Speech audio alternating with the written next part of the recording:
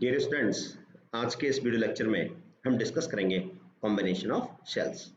Cell के बारे में जो बेसिक फंडामेंटल हमने सीखा है, हम उसको यूज करके एक बार सेल की ग्रुपिंग की बात करेंगे।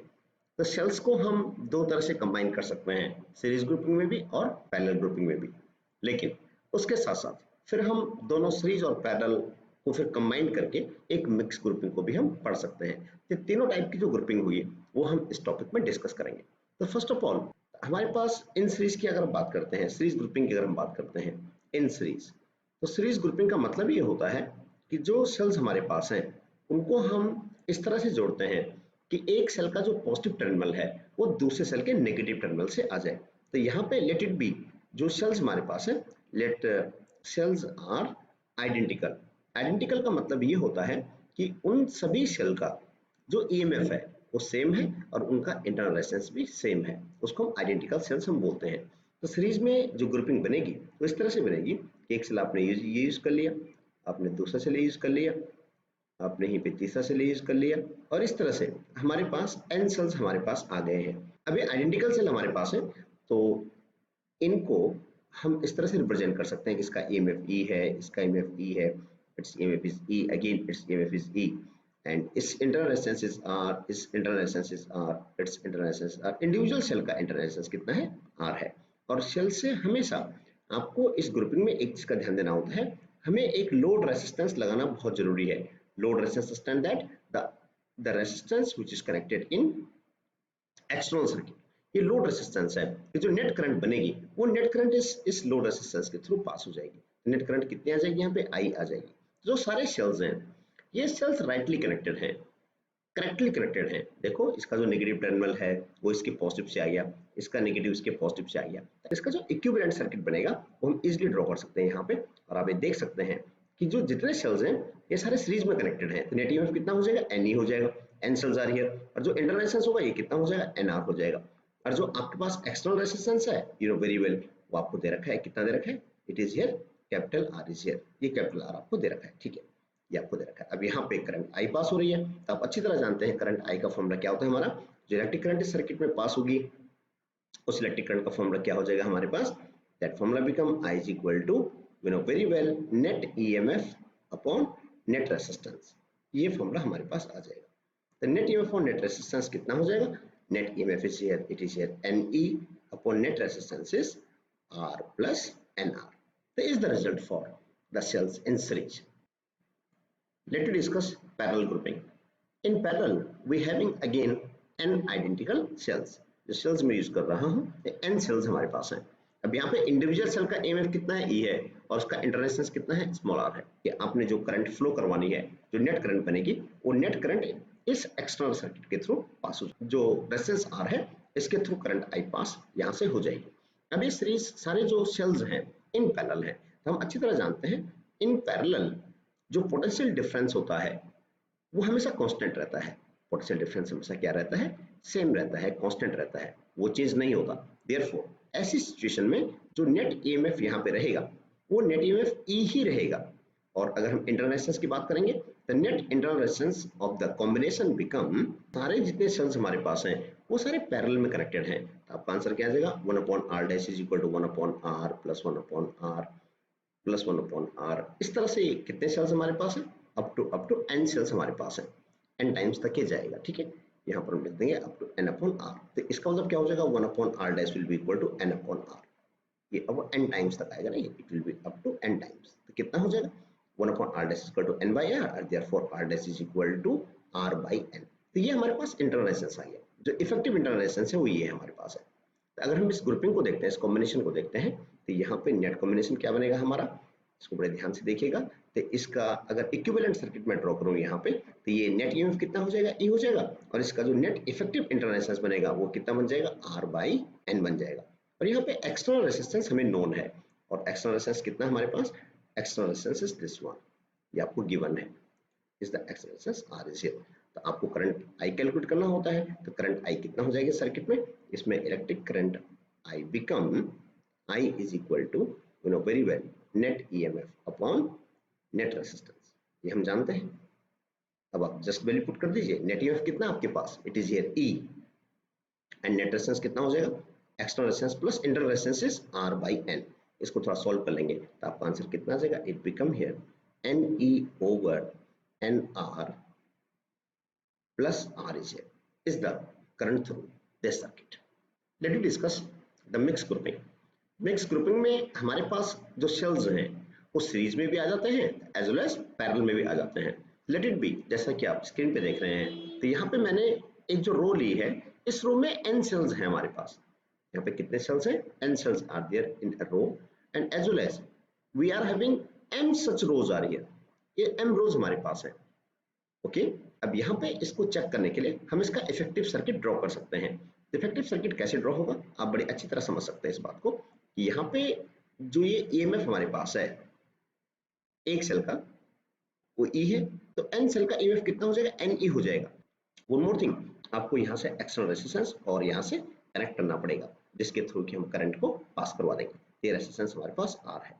अब यहाँ पे हमारे पास जो नेट EMF हो जाएगा, एक सेल का EMF E है, n सेल्स है, ये कितना हो जाएगा, NE हो जाएगा। और एज वेल एज एक सेल का रेजिस्टेंस कितना है, स्मॉल r है, इंटरनल रेजिस्टेंस, तो नेट रेजिस्टेंस कितना हो जाएगा, it become here NR is here. As well as ये कितना हो जाएगा, NE हो जाएगा, और इसका इंटरनल रेजिस्टेंस कितना हो जाएगा, NR हो जाएगा।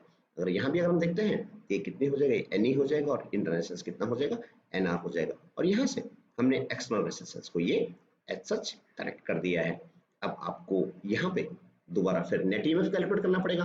तो यहाँ पे एक बात हम समझ रहे हैं कि यहाँ पे जो नंबर ऑफ शेल्स हमारे पास है इस डायरेक्शन में, कितने शेल्स हैं, m शेल्स हैं, इफेक्टिव शेल्स कितने m हैं। तो हम अच्छी तरह जानते हैं इन पैरेलल इनका जो नेट इफेक्टिव EMF रहेगा, जो EMF रहेगा वो EMF कितना रहेगा, वो EMF NE ही रहेगा। क्यों, क्योंकि यहाँ पे हमारे पास ये सारे किस में है, पैरेलल में है। अब पैरेलल ग्रुपिंग में नेट EMF कांस्टेंट रहता है अगर आइडेंटिकल सेल हमारे पास है, पोटेंशियल डिफरेंस सेम रहता है। दूसरा, अगर हम नेट इंटरनल रेजिस्टेंस निकालते हैं तो इंटरनल रेजिस्टेंस कितना आ जाएगा, इंटरनल रेजिस्टेंस को हम फाइंड आउट कर सकते हैं इजीली। तो ये हो जाएगा 1/r dash is equal to 1/nr plus 1/nr plus and so on. अरे कितने टाइम जाएगा, m टाइम्स जाएगा, ये m टाइम्स ऑफ nr आ जाएगा। तो इसका मतलब क्या हो जाएगा, 1/r dash is equal to, in this way it is your m/nr and therefore जो r dash बन के आएगा वो आंसर कितना आ जाएगा हमारे पास, r dash become here nr by m। तो ये हमने इंटरनल रेजिस्टेंस को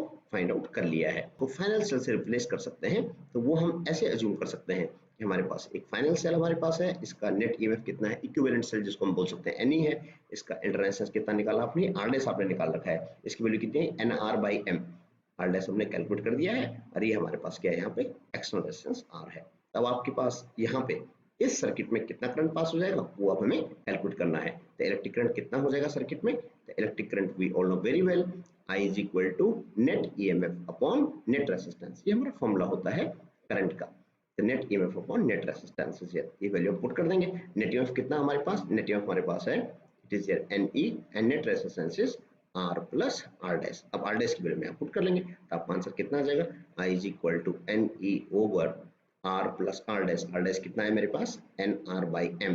इसको एडजस्ट कर लेंगे तो आपका आंसर आ जाएगा MNE over MR plus NR। ये स्मॉल r यहाँ पर है। इस तरह से आपने यहाँ पे जो नेट इफेक्टिव करंट है, जो नेट करंट है वो कितने सर्किट में पास होगी वो हमने यहाँ से कैलकुलेट कर दी है। इस रिजल्ट को हम डायरेक्टली यूज कर सकते हैं। तो मैक्सिमम जो कंपटीशन में आपका क्वेश्चन बनता है वो डायरेक्टली इस टॉपिक पे बनता है। अभी हमने मिक्स ग्रुपिंग को चेक किया था, डिस्कस किया था, तो इसमें कंडीशन हमने ये ली थी कि यहाँ जो नंबर ऑफ सेल्स हैं, मेरे पास कितने सेल्स हैं, n सेल्स आर हियर, और ऐसी हमारे पास कितनी रोज हैं, m रोज आर हियर, ये हमने चेक कर लिया था।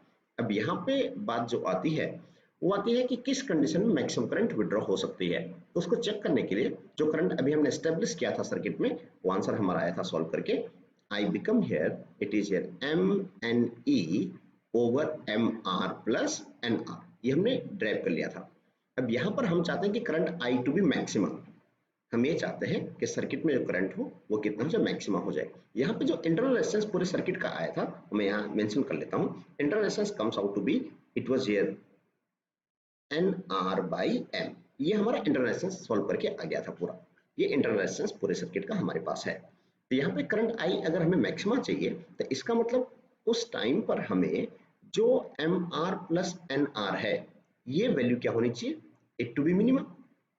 अब इसको मिनिमम करना पड़ेगा। इसको मिनिमा करने के लिए हम थोड़ा सा एक सिचुएशन कंसिडर कर लेते हैं। इसको मिनिमा करने के लिए हम एक कंडीशन यूज करते हैं। इसको हम इस तरह से लिख सकते हैं, it is under root of M R minus, यहां पे यूज कर सकते हैं under root of N R its whole square plus twice of under root of M R under root of N R. ऐसे लिख सकते हैं इसको, क्योंकि अगर जब हम इसको ओपन करेंगे तो क्या होगा, A square plus B square minus 2ab।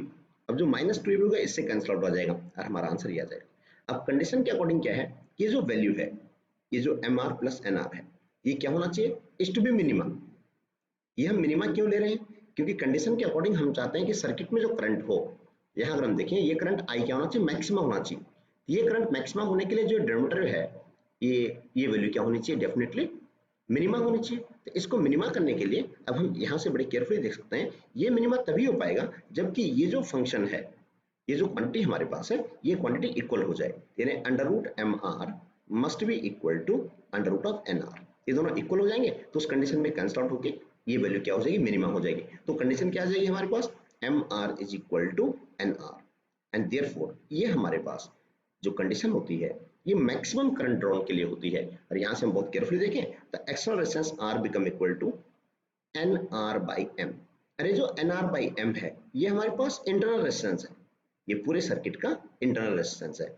In this way ये हम समझ सकते हैं, यहाँ से लेफ्ट साइड में लिखा हुआ है is the internal resistance here R dash, ये हमारे पास पूरे सर्किट का इंटरनल रेजिस्टेंस है। इस तरह से जब भी किसी सर्किट से, किसी बैटरी में से हम मैक्सिमम करंट ड्रॉ करते हैं तो उस टाइम पे internal resistance become equal to external resistance. इस कंडीशन के थ्रू भी हम क्वेश्चंस को आंसर दे सकते हैं।